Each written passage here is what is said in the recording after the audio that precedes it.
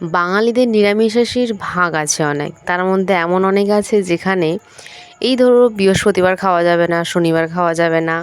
তো আজকের বারটাও ঠিক সেরকম। আর নিরামিষের মধ্যে আবার কি পেঁয়াজ চলবে না, ডিম চলবে না। তো এগুলো ছাড়াই আমার কাছে যে সবজিগুলো ছিল সেগুলো দিয়েই মোটামুটি আমি একটা নিরামিষ চাউমিন করেছি।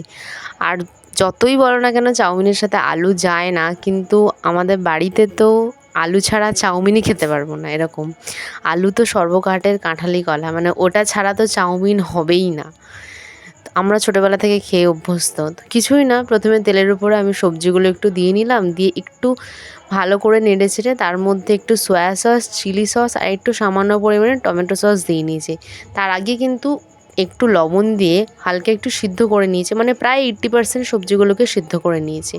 তো এগুলো সব কিছু দিয়ে এবার আলাদা করে যে চাউমিনটা সিদ্ধ করে রেখেছিলাম সেই সিদ্ধ করা চাউমিনটা দিয়ে আমি পুরোটাকে ভালো করে একটু মিশিয়ে নিচ্ছি। তোমরা কে কেমন ধরনের চাউমিন খেতে পছন্দ করো আমাকে অবশ্যই কমেন্টে জানাবে। চাউমিনেরও অনেক ভাগ আছে, তার মধ্যে এটা হচ্ছে একদম পুরোপুরি ভেজ। যেসব বাঙালি বাড়িতে পেঁয়াজ চলে না তাদের কথা তো আমি জানি। তো সেটা ভেবেই আমি আজকে এই রেসিপিটা তৈরি করেছি। তোমাদের এটা কেমন লাগলো সেটা কমেন্টে জানাতে একদমই ভুলো না। আর চ্যানেলের সাথে জুড়ে থাকতে লাইক করবে ভিডিওটাতে, আর অবশ্যই যেটা করতে হয় সাবস্ক্রাইব বাটনটা প্রেস করে রাখবে। তো আজকের মতন টাটা, দেখা হচ্ছে পরের ভিডিওতে।